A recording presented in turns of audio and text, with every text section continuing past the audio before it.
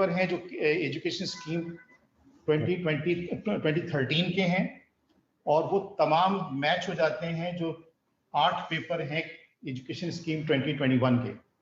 2 जो एक्स्ट्रा आपके हैं इंट्रोडक्शन टू अकाउंटिंग और इंट्रोडक्शन टू इकोनॉमिक्स, उनके अगेंस्ट में कोई क्रेडिट की जरूरत ही नहीं है कैफ लेवल के ऊपर। तो जितने भी एग्जिस्टिंग कैफ एग्जामिनीज हैं उनको इस तरह से मैपिंग से क्रेडिट दे दिया जाएगा। ये वो एरिया है जिसमें कोई इतनी एम्बिग्यूटी नहीं थी, लेकिन क्वेश्चंस थे तो हमने कहा इसको भी आंसर कर दिया। अच्छा, अब ये जरा सा इंपॉर्टेंट है।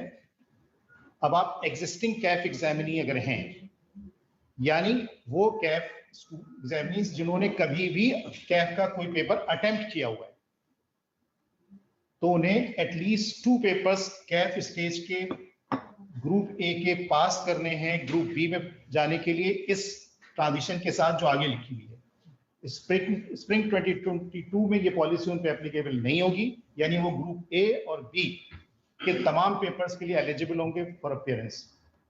ऑटम 2022 उसमें भी उन पे ये रूल अप्लाई नहीं होगा और वो किसी भी पेपर में ग्रुप ए और बी के अपेयर हो सकते हैं। लेकिन स्प्रिंग 2023 से उन पे ये रूल अप्लाई हो जाएगा। Existing CAF examinees means those students who have appeared CAF stage before spring 2022, ऐसे स्टूडेंट्स के लिए ये एक पॉलिसी है जो उन पे इस तरह से अप्लाई होगी कि स्प्रिंग 2022 ऑटम 2022 में अप्लाई नहीं होगी, लेकिन स्प्रिंग 2023 से अप्लाई हो जाएगी। यानी उनका ग्रुप बी अनलॉक होगा जब वो कैफ ए का कम से कम 2 पेपर पास करें। न्यू एग्जामिनीज पे तो जो नॉर्मल हमारा प्रोग्रेशन रूल है वो अप्लाई होगा। न्यू एग्जामिनीज के मीन ये है कि जिन्होंने कभी भी कैफ का एग्जाम नहीं दिया था।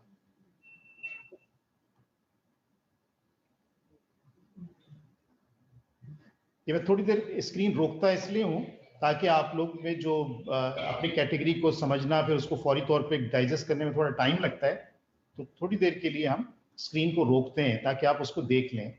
डेफिनेटली ये फ्रीक्वेंटली आस्क्ड क्वेश्चंस जब फाइनलाइज हो जाएंगे तो वेबसाइट पे अपलोड भी कर दिए जाएंगे।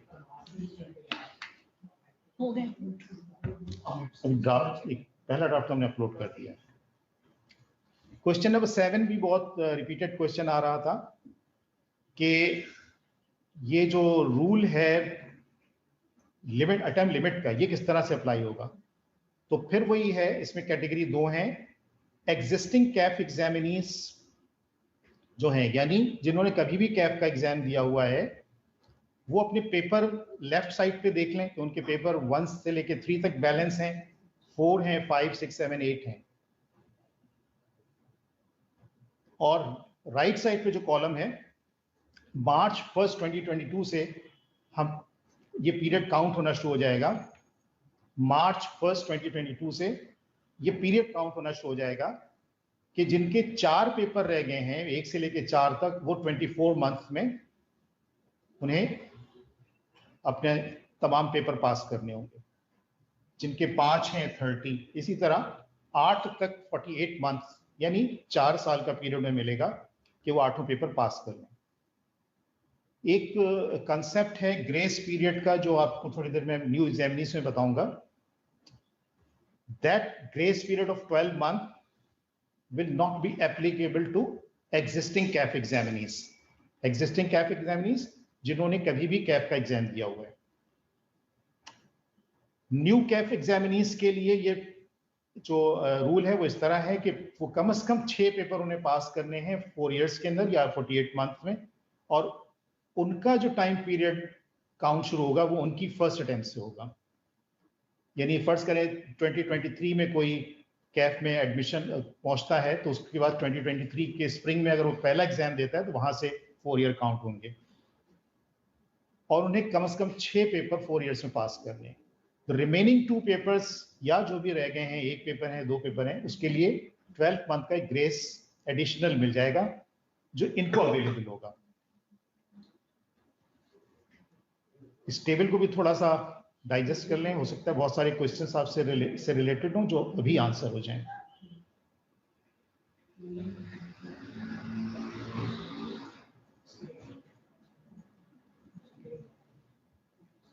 कैफ के कैंडिडेट्स का आखिरी क्वेश्चन 7 जो था वो खत्म हुआ। अब सीफैब एमएसए कैंडिडेट्स, एक इनका इशू है कि मिनिमम पीरियड जो 1 साल का हमने यहाँ अनाउंस किया हुआ है वो किन पे अप्लाई होगा। तो जो भी अनाउंसमेंट के बाद, यानी एक गजट नोटिफिकेशन, एक आईकैप के बायलॉज जो अमेंड होते हैं उसकी एक फेडरल गवर्नमेंट से गजट नोटिफिकेशन होती है। जब वो नोटिफिकेशन हो जाएगी तो उसके बाद आने वाला पहला एग्जाम 1 ईयर की एलिजिबिलिटी बेसिस पे होगा। जो भी एमएसए और सीफैब देना जा रहे होंगे स्टूडेंट, उनके लिए वो एलिजिबल हो जाएंगे। 1 साल की अगर उनकी training first day of the month in which examination is to be held हो गई होगी तो उनको एग्जाम देने की इजाजत होगी। जो करंटली 18 मंथ, हाँ, जो करंटली 18 मंथ है। और मोस्ट लाइकली चांसेस यही हैं कि जून 2022 का एग्जाम 1 ईयर की एलिजिबिलिटी बेसिस पे हो रहा होगा। तो जो भी स्टूडेंट हैं वो गेयर अप कर लें अपने आप को फॉर जून एग्जामिनेशन।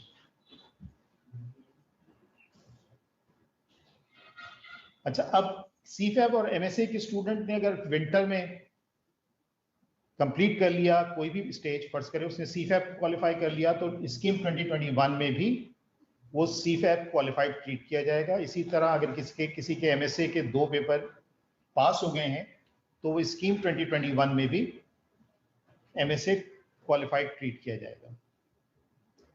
जो पार्ट क्वालिफाइड हैं, जिनमें कुछ पेपर उनके रह गए हैं, वो इस मैपिंग के हिसाब से अपने आप को क्रेडिट दे लें और उसके बाद जो बैलेंस पेपर उन्हें पास करने होंगे। फिर एक क्वेश्चन है कि अटेम्प्ट लिमिट कैसे अप्लाई होगी सीफैब के स्टूडेंट्स के ऊपर। इन सब के लिए ये है कि जिन लोगों ने विंटर तक 2021 तक पास नहीं किया, जो एग्जिस्टिंग हमारे सीफैब के स्टूडेंट हैं, उनके लिए 10 इयर्स हैं और समर 2022 से इनकी अटेम्प्ट काउंट करना, हम इनका पीरियड काउंट करना शुरू कर देंगे। If they are able to qualify 4 papers of CFAB, then they would have unlimited attempt to qualify CFAB, और MSc की तो ऑलरेडी अनलिमिटेड होती हैं। लेकिन खुदा ना खास्ता अगर ये नहीं कर पाए 4 पेपर इन नेक्स्ट 10 इयर्स में, तो फिर ना ये सीफैब के एग्जाम दे सकेंगे ना एमएसए के। एमएसए का भी जो अनलिमिटेड का कॉन्सेप्ट है वो भी इनके यहाँ से आके खत्म हो जाएगा। ये डी बार स्टूडेंट होंगे।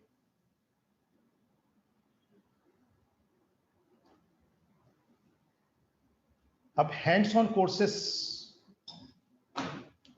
किस तरह से अप्लाई होंगे।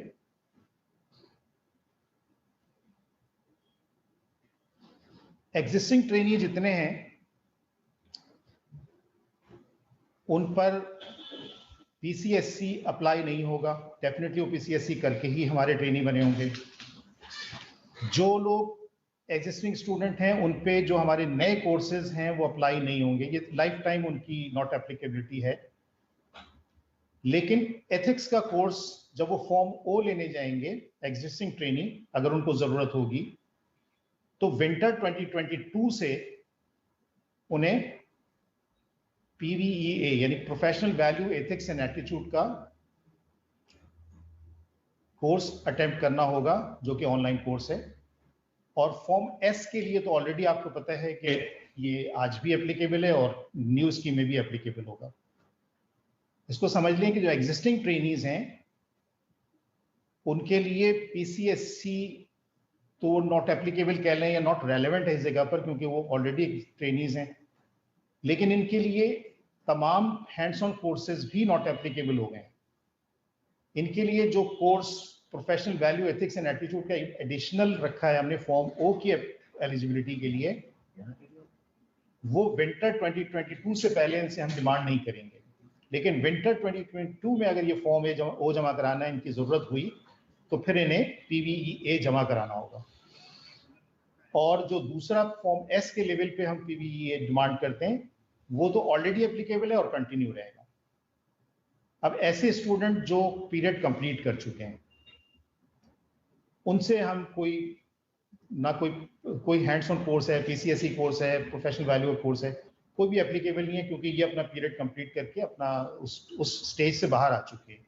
एक प्रिंसिपल डिसीजन काउंसिल का यही है कि जो अपना कोई स्टेज क्लोज कर दे तो फिर उस स्टेज पे दोबारा उसको नहीं भेजा जाएगा, जिसकी वजह से जबकि हम समझते हैं कि professional value ethics and attitude का कोर्स लोगों को करना चाहिए, वो आपके वेबसाइट उस पर अवेलेबल है एज ए, उसको करना चाहिए आप लोगों को, लेकिन बहरहाल वो लाजमी नहीं होगा।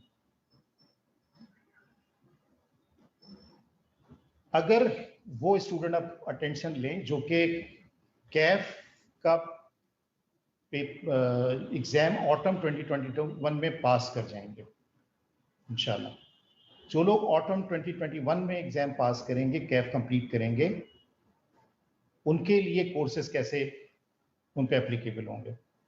अब आप कैटेगराइज कर लें अपने आप को। अगर आपको कॉन्ट्रैक्ट साइन हो जाता है आपका फरवरी 28 2022 तक, अगर आपका कॉन्ट्रैक्ट साइन हो जाता है जिसमें कमेंसमेंट डेट लिखी हुई है फरवरी 28 2022, आपको पता है कमेंसमेंट डेट का मतलब होता है जब आपकी प्रोबेशन शुरू होती है और कॉन्ट्रैक्ट उस प्रोबेशन को कंफर्म करता है और स्टार्टिंग डेट कॉन्ट्रैक्ट पे लिखी जाती है।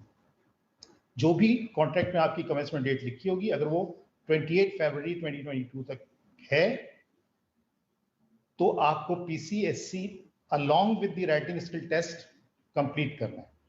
ये आप पर एप्लीकेबल है एज एजुकेशन स्कीम 2013 एप्लीकेबल होगी आप पे, और लॉजिकली आप पर फिर प्रोफेशनल जो पीपीई का कोर्स है और एमएस ऑफिस का कोर्स है वो एप्लीकेबल नहीं होगा। आप ट्रेनिंग पे डायरेक्ट जा सकेंगे पीसीएससी अगर आपके पास है, और डेटा एनालिटिक्स का कोर्स भी आप पर एप्लीकेबल नहीं होगा, और जो प्रोफेशनल वैल्यू का कोर्स है वो अप्लाई होगा विंटर 2022 से फॉर्म ओ के लिए, और फॉर्म एस का पीवीई कोर्स जो है वो एप्लीकेबल होगा। ये कैटेगरी वो है जो कि ऑटम 2021 तक अपना कैफ पास कर चुकी हो, चाहे वो पिछले अटेम्प्ट में भी पास किया हो, से स्प्रिंग 2021 में पास किया हो या ऑटम 2020 में पास किया हो। The limit is by autumn 2021।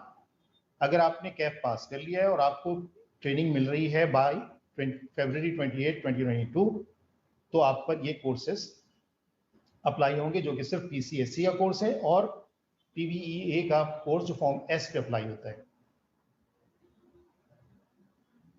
इसके बाद एक दूसरी कैटेगरी है जो बड़ी यूनिक सी है कि मार्च 1 2022 से लेकर फरवरी 28 2023 तक, ये एक साल का एक ग्रेस कह लें या ट्रांजिशन दी है काउंसिल ने उन स्टूडेंट को जो इस दौरान ज्वाइन करेंगे। अगर पॉलिसी के लिहाज से देखा जाए तो ये न्यू स्टूडेंट थे, ट्रेनीज थे, इनके ऊपर सारे कोर्सेज अप्लाई होने चाहिए थे, लेकिन प्रैक्टिकली पॉसिबल नहीं था कि इनके ऊपर ये अप्लाई कर दिया जाता। तो इनको पीसीएससी तो एप्लीकेबल है ही नहीं, क्योंकि वो नई स्कीम में मार्च 1 2022 से नई स्कीम होगी, तो पीसीएससी तो इनके लिए एप्लीकेबल वैसे ही नहीं होगा। लेकिन एक ग्रेस इनको पीपीई एंड एमएस ऑफिस में दे दिया गया है। PPE and MS office training से पहले आपको करने होते हैं, लेकिन क्योंकि ये बहुत शॉर्ट पीरियड है मार्च 1 से लेकर फरवरी 28 तक का, इनके लिए प्रैक्टिकली पॉसिबल नहीं था, तो इनके लिए नॉट एप्लीकेबल है पीपीई एंड एमएस ऑफिस। तो ना ये पीसीएससी करेंगे जो कि ट्रेनिंग से पहले करना होता है, ना ये पीपीई और एमएस ऑफिस करेंगे। लेकिन अब बाकी सारे कोर्सेज जो ट्रेनिंग के दौरान करने होते हैं वो सब अप्लाई हो जाएंगे इनके ऊपर as per the new scheme. इस पीरियड में जो ट्रेनीज हैं इनको एक कंसेशन कह लें या एक कंप्रोमाइज मिला है, और वो ये है कि ये कोई भी प्री ट्रेनिंग कोर्स नहीं कर रहे होंगे जो आज सारे स्टूडेंट कर रहे हैं पीसीएससी, और आने वाले स्टूडेंट करेंगे पीपीई और एमएस ऑफिस। तो इनको ये एक बेनिफिट है, बेनिफिट कह लें या ये कि एक ट्रांजिशन दी गई है, क्योंकि डेफिनेटली पीपीई करें और एमएस ऑफिस करें तो अच्छे ट्रेनी बन सकते हैं, लेकिन ये इनको एक साल के लिए ग्रेस मिल रहा है। हाँ, after March 1 2023, on or after March 1 2023 में जो रजिस्टर होंगे उन पे पीसीएससी तो डेफिनेटली अप्लाई नहीं होगा, क्योंकि स्कीम जा चुकी होगी 2013, नई स्कीम एप्लीकेबल होगी। तो न्यू स्कीम के तमाम कोर्सेज इन पे अप्लाई हो जाएंगे starting from PPE MS office, यानी इन्हें ट्रेनिंग से पहले पीपीई और एमएस ऑफिस कंप्लीट करने होंगे, और ट्रेनिंग के दौरान भी जितने कोर्सेज हैं वो करने होंगे जो आप कॉलम में देख रहे हैं। एक कोर्स है जो कि डेटा एनालिटिक्स या फिनटेक, दोनों में से किसी एक को सिलेक्ट करना है। दूसरा कोर्स है professional value ethics and attitude का ऑनलाइन, जो फॉर्म ओ लेने से पहले आपको करना है। यानी फॉर्म ओ वो होता है जब आप फर्स्ट एग्जाम सीफैप का देने जा रहे होते हैं, तो फिटनेस सर्टिफिकेट फॉर्म आपको इशू करती है, ये फॉर्म ओ कहलाता है। वो इशू नहीं करेगी फिटनेस सर्टिफिकेट जब तक कि आप PVEA का कोर्स ऑनलाइन अटेम्प्ट ना कर लें और पास ना कर लें। सिमिलरली जब वो आप पीरियड कंप्लीट कर रहे होंगे तो पीरियड कंप्लीशन सर्टिफिकेट नहीं इशू होगा जब तक कि आप PVEA ना कर लें। Now the last question, जिन लोगों ने कैफ ऑटम 2021 के बाद पास किया,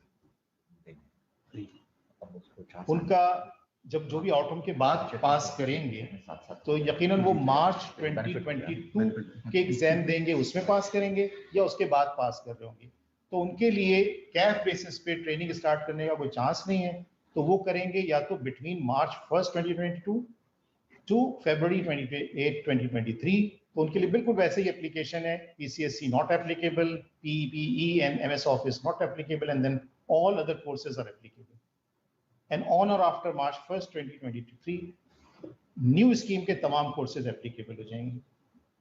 यहाँ पर ट्रांजिशन के जितने क्वेश्चन थे हमने ऑलमोस्ट एड्रेस कर लिए हैं। ये उम्मीद है कि ज्यादातर आपके जो एम्बिग्यूटीज हैं वो क्लियर हो गई होंगी, लेकिन फिर भी अगर कोई रही तो आप चैट वगैरह में लिखते रहें, हमें ईमेल लिखते रहें, हम फ्रीक्वेंटली आस्क्ड क्वेश्चंस को एनरिच करते रहेंगे। तो यहाँ पर ट्रांजिशन क्लोज होता है। अगर thank you very much. Next हम दूसरी फाइल ओपन कर रहे हैं और इरफान गाजियानी यहाँ से उसे टेक ओवर कर रहे हैं।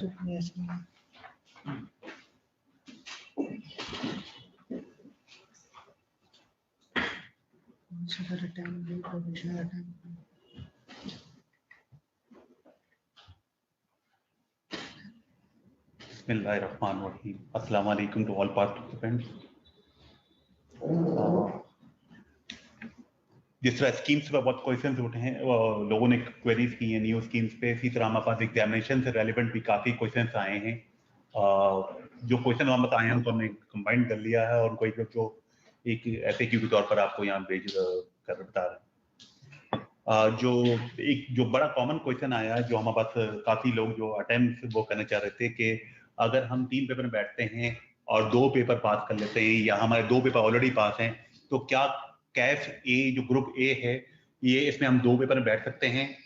तो उसकी प्लेयर उस पर जो पॉलिसी में जो रूल्स में लिखा हुआ है वो ये है कि आपको 3 पेपर में बैठना है मिनिमम, अनलेस के आपके पास सिर्फ 2 पेपर रह गए हों उस कैफ ए या बी के, अदरवाइज आपको 3 पेपर में ही बैठना है इन एनी केस। अच्छा, जो स्टूडेंट एजुकेशन स्कीम 2013 से पहले के हैं, उन्होंने उनका व्यू ये था कि वो उनके में से कुछ स्टूडेंट ऐसे हैं जिनका कुछ AFC के पेपर भी बाकी हैं और कैफ के भी बाकी हैं, तो उनका स्टेटस क्या होगा? तो रूल में ये क्लियरली लिखा हुआ है कि जो बंदे ने AFC पास कर लिया है वो PRC पास कंसिडर होगा। अगर उसके AFC के पेपर पास नहीं हुए तो उसे PRC के जो पेपर पास हुए हैं उसे इक्विवेलेंसी मिल जाएगी और बाकी उसे पेपर देने होंगे। तो PRC भी देना होगा उसे एंड उसको कैफ भी देना होगा, दोनों पेपर।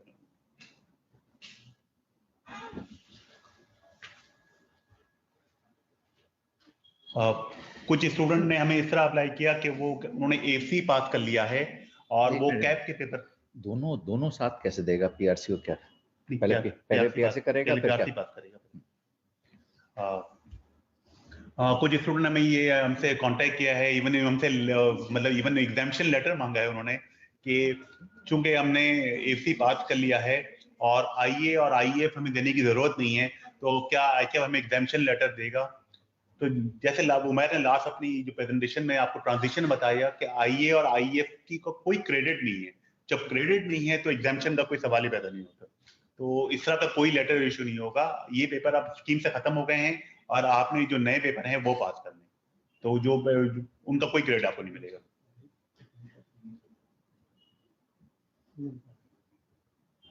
क्वेश्चन 4, अभी मैं जो फेसबुक पे जो लोग क्वेश्चन कर रहे हैं वो इस बारे में उनके काफी सवालात हैं कि जो स्प्रिंग 2022 तक जिन्होंने अटेम्प्ट यूटिलाइज कर ली है, इससे पहले जितनी भी कर ली है, क्या वो अटेम्प्ट यूज काउंट होंगी या उनको फर्स्ट अटेम्प्ट से काउंट की जाएगी। तो उस सिलसिले में जैसे उमैर ने आपको क्लियर किया कि जो वो अटेम्प्ट की जो एक्सप्लेनेशन दे रहे थे कि हर अटेम्प्ट के आगे जितने पेपर बाकी हैं आपको 6 मंथ का पीरियड दिया जाएगा, यानी अगर आपके 6 पेपर बाकी हैं तो मल्टीप्लाई 6 का 36 मंथ हो जाएंगे, 4 पेपर बाकी हैं तो 24 मंथ्स आपको मिल जाएंगे। पीरियड यहां से शुरू होगा, पिछला जो होगा वो ऑल टुगेदर वो खत्म हो जाएगा और जो अगला पीरियड आपको ये मिल जाएगा।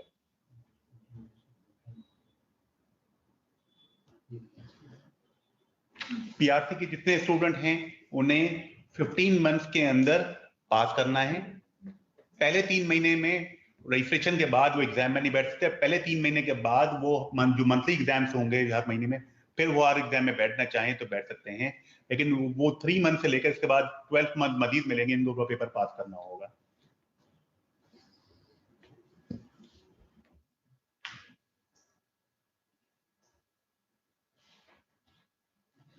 जो स्टूडेंट पिछली स्कीम्स के हैं और जिनका कुछ अटेम्प्ट की वजह से ब्लॉकेज हो गया है और एग्जाम नहीं दे पा रहे, तो इसमें बिल्कुल हम ये क्लियर बता रहे हैं कि जिन्होंने फुली ब्लॉक हो गए हैं और अब वो एग्जाम नहीं दे सकते कैब स्कीम में, पुरानी स्कीम में, तो नई स्कीम में भी एग्जाम नहीं दे सकते। यानी मैं दोबारा रिपीट कर रहा हूं, जो लोग ब्लॉक हो चुके हैं यानी 3 पेपर या 2 पेपर जिसकी वजह से वो अब एग्जाम देने के लिए एलिजिबल नहीं है, तो नई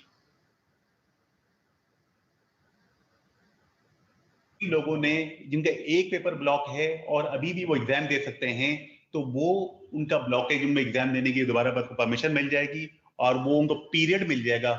फॉर एग्जाम्पल, एक बंदे का अगर कोई 1 पेपर में ब्लॉकेज है और 3 पेपर रिमेनिंग है, तो इट मींस कि 4 पेपर से टोटल रिमेनिंग है और 4 × 6 24 मंथ इसको अवेलेबल होंगे उस 4 पेपर पास करने के लिए।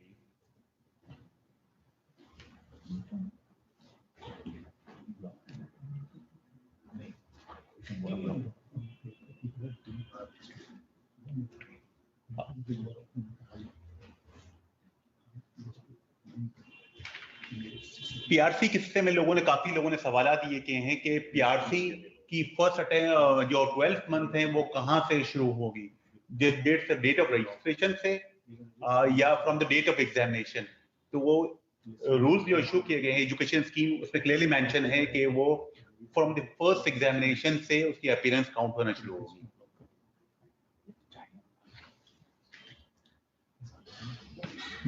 बहुत से लोगों ने हमसे ये सवाल किया कि मॉडल पेपर का क्या होगा, क्या नई स्कीम के मॉडल पेपर हमें प्रोवाइड किए जाएंगे। तो पीआरसी से जितने 5 पेपर्स के हम मॉडल पेपर इश्यू करेंगे वो 31 अक्टूबर तक इंशाल्लाह अवेलेबल हो जाएंगे। कैफ के वो सब्जेक्ट्स जिनके या तो नए ऐड हुए हैं या जिनका एग्जामिनेशन पैटर्न चेंज हो जाएगा ड्यू टू जो हमारी नई ग्रेड्स बताई गई हैं, वो तमाम के तमाम पेपर उनके मॉडल पेपर इशू किए जाएंगे और वो बाय 10th अक्टूबर तक वो अवेलेबल हो जाएंगे। 10th अक्टूबर तक वो हमारे वेबसाइट पर अवेलेबल हो जाएंगे। हाँ, जो एक पेपर जो नया ऐड हुआ है फाइनेंशियल एनालिसिस वाला कैफ 6 है, वो 10th नवंबर तक अवेलेबल हो जाएगा उसका मॉडल पेपर।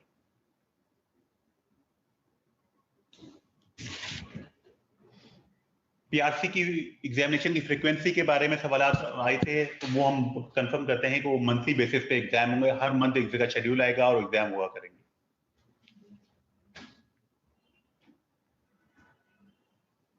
WSC के बारे में जैसे उमैर ने आपको क्लियर कर दिया कि दिसंबर 2021 का जो एग्जाम होगा वो लास्ट एग्जाम होगा।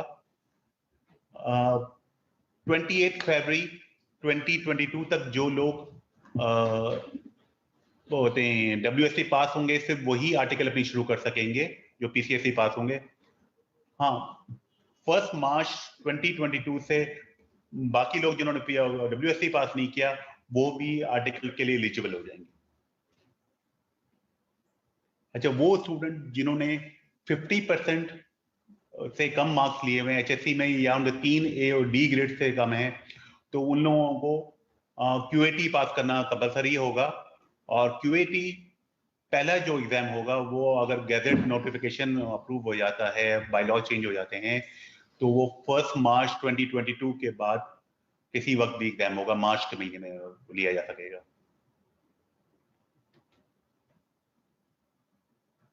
अच्छा, इसके अलावा मेरे पास अभी मैं जो फेसबुक पे देख रहा था, कुछ स्टूडेंट ने अभी सवाल दिए कि हैं कि जिन लोगों को एजुकेशन स्कीम 2013 में उनको IT और मैक में एग्जाम्पशन मिल गई है, MSA 1 और MSA 2 में, तो उनका क्या स्टेटस होगा? तो वो उनका कंफर्म कर रहे हैं कि वो जो एजुकेशन स्कीम के मुताबिक MSA 1 और MSA 2 पास हैं और नई स्कीम में भी वो कंटिन्यू करेंगे, उसमें कोई चेंज नहीं आना।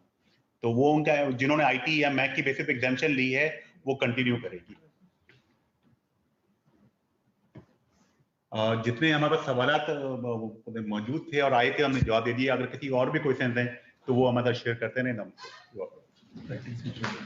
क्या फोन पे आएंगे आवाज कोई उस पे ओरली सवाल करेंगे, क्या करेंगे?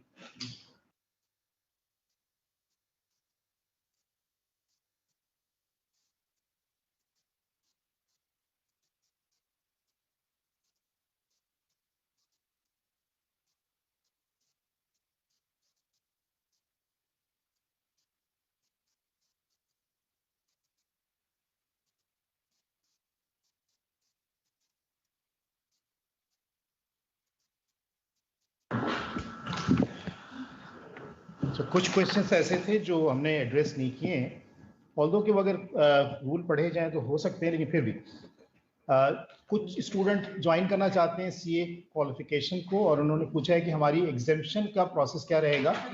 तो फरवरी 28 तक जो आज पॉलिसी आपको वेबसाइट पे एग्जाम्पशन की नजर आ रही है वही पॉलिसी एप्लीकेबल रहेगी।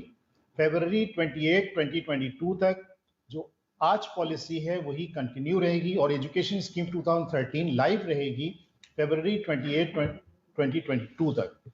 तो आप अप्लाई करें, आपको एग्जाम्पशन दी जाएगी। अगर उसके बाद आएंगे फिर क्या होगा? उसके बाद फिर न्यू स्कीम अप्लाई हो जाएगी, उसमें नई एक पूरा टेबल बना हुआ है एग्जाम्पशन का। और ये चांस, ये यानी एक कैविएट में दे दूं कि अगर 1 मार्च 2022 तक हमारे जो बायलॉ नोटिफिकेशन नहीं हुई होगी तो हम आपकी तमाम एप्लीकेशन को पेंडिंग रखेंगे, प्रोसेस कर देंगे, लेकिन आपको जो अवार्ड ऑफ एग्जाम्पशन है वो मिलेगा जब हमारे पास नोटिफिकेशन आ जाएगा। से नोटिफिकेशन 15 मार्च को आता है, तो आपकी एग्जाम्पशन हमारे पास पेंडिंग रहेंगी। 15 मार्च को हम आपकी एग्जाम्पशन आपको अवार्ड कर देंगे। तो प्रोसेस रुकेगा जरूर, लेकिन डिले होगा लेकिन रुकेगा नहीं। एक क्वेश्चन था कि अगर उसने AFC 4 IT का पेपर पास किया स्टूडेंट ने, तो स्टूडेंट की ख्वाहिश है कि उसे इंट्रोडक्शन टू बिजनेस में भी क्रेडिट मिल जाए और साथ साथ MS ऑफिस का जो हैंड्स ऑन कोर्स है उसमें भी मिल जाए। तो काउंसिल का डिसीजन है कि पेपर के अगेंस्ट में पेपर का दे दिया जाए एग्जाम्पशन, जो कि इंट्रोडक्शन टू बिजनेस है, लेकिन hands on course MS office का जो है वो बहुत इंपॉर्टेंट है आपके लिए कि आप ट्रेनिंग में जब ज्वाइन करें तो ये कोर्स आपके पास होना चाहिए। इसलिए उसको काउंसिल ने स्पेसिफिकली एग्जाम्पशन से बाहर रखा है और आपको उसको करना पड़ेगा। यानी AFC 4 करने से MS ऑफिस का पेपर एग्जाम्प्ट नहीं होगा। अगर किसी ने दिसंबर में राइटिंग स्किल टेस्ट पास नहीं किया, अब PCSE क्लासेस ले ली हैं, दिसंबर में राइटिंग स्किल टेस्ट पास ना करने की वजह से उसका PCSE सर्टिफिकेट उसे इशू नहीं कर सकेगी जो एक ऑर्गेनाइजेशन है, जो भी इंस्टीट्यूट है। फरवरी 28 तक उसको वेट करना होगा। फरवरी 28 के बाद 1 मार्च 2022 से वो ट्रेनिंग ज्वाइन कर सकेगा। ये बिल्कुल ऐसे ही जैसे आप कहें कि मैंने कैफ, आज आप कैफ का एक पेपर आपका रह गया है, इंट्रोडक्शन टू इकोनॉमिक्स सपोज, और आप ज्वाइन करना चाहते हैं ट्रेनिंग, तो आपको कोई नहीं ज्वाइन करने देगा। यहाँ तक कि फरवरी 28 तक आप किसी ट्रेनिंग ऑर्गेनाइजेशन को ज्वाइन नहीं कर सकते जब तक कि आप इकोनॉमिक्स का पेपर पास ना करें। लेकिन 1 मार्च को नई स्कीम के एप्लीकेबल होने से इकोनॉमिक्स का पेपर आपके सिलेबस से बाहर हो जाएगा, कैफ के सिलेबस में नहीं होगा। कैफ का करिकुलम 8 पेपर का होगा जिसमें इकोनॉमिक्स नहीं होगा। तो आप 1 मार्च को एलिजिबल हो जाएंगे फॉर ट्रेनिंग। बिल्कुल इसी तरह राइटिंग स्किल टेस्ट फरवरी 28 तक आपको लाजिम है, 1 मार्च से आप पीसीएसई के बगैर ट्रेनिंग ज्वाइन कर सकते हैं।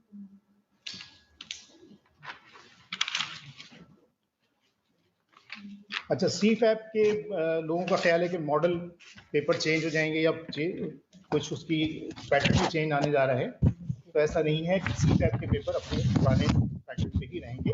और आईकैप का ये भी आप नोट करें कि अपना पैटर्न ग्रेजुअली लर्निंग प्रोसेस के जरिए चेंज करता रहता है और आपको उसकी इंफॉर्मेशन मिलती रहती है। अच्छा, एक क्वेश्चन है कि क्या क्लासेस कंपलसरी हैं? तो क्लासेस कंपलसरी नहीं, लेकिन स्ट्रांगली एडवाइज्ड।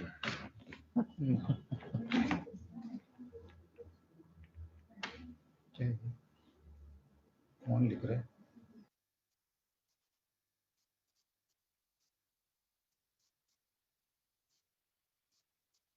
की जो ट्रांजिशन थी वो तो अब दी जा चुकी है। अगर आप मैक क्वालिफाई थे और ITC introduction IT management and audit का जो पेपर था वो आपको ऑलरेडी आपके अप्लाई किए बगैर वो आपकी इक्विवेलेंस मिल चुकी है। अब दोबारा उसको क्वेश्चन रेज नहीं होगा, वो इक्विवेलेंस आपकी कंटिन्यू रहेगी।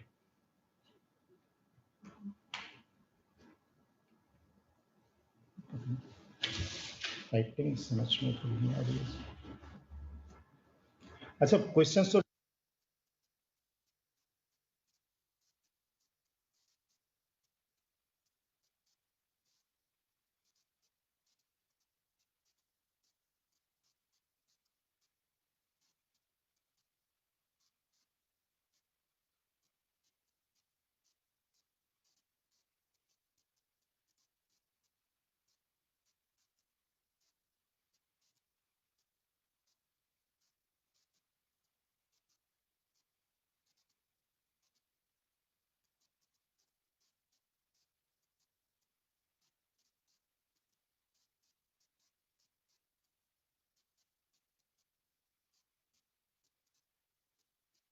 कब से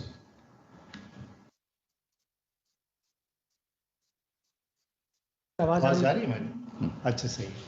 अच्छा, हम समझे कि माइक बंद है तो हम कुछ अब चेयरमैन क्लोजिंग रिमार्क्स दे दें। अच्छा, अभी तक थैंक यू वेरी मच। आप सबका अगेन शुक्रिया कि आप लोगों ने टाइम निकाला इस सेशन को अटेंड किया। आपके जो क्वेश्चंस हमें मिल रहे थे, जो हमें लगे डिफरेंट हैं, जो हमने FAQ आपके साथ शेयर किए, उससे उनका हमने सेपरेटली जवाब देने की कोशिश की। ये एफर्ट जो है ये ख़त्म नहीं हो रही है। आप अपने जो भी आपके जहन में क्वेश्चंस हैं और जो आपको हमारे इन FAQ से नहीं मिल रहे हैं, आप हमसे ज़रूर शेयर करें। हम उसको जो है वो उसको आंसर करने की कोशिश करेंगे। जो है अगर ये समझते हैं कि ये सेशन बेहतर है तो will try to run it again for you. जो है ऑल्दो ये रिकॉर्डिंग अवेलेबल होगी सबको, और जो देखना चाहें इनको बाद में भी देख सकता है, लेकिन अगर जो है डिमांड हो और लोग चाहें तो हम इसको जो है फॉलोइंग वीक्स में किसी वक्त एक और को भी हम सेशन कर सकते हैं। Once again thank you everyone. I would request के रीड्स और जो भी हमारे पार्टनर्स हैं वो ये वीडियोस जो हैं अपने स्टूडेंट्स के साथ शेयर करें ताकि उनके जो भी क्वेश्चंस हैं उनको आंसर हों। FAQs भी हमने जो है साइट पे अपलोड कर दिया है। जो एडिशनल क्वेश्चंस हमें मिले हैं 6-7, उनका भी हम आंसर जो है इसमें ऐड करके उनको भी अपलोड कर देंगे। Once again, thank you and salam to everyone.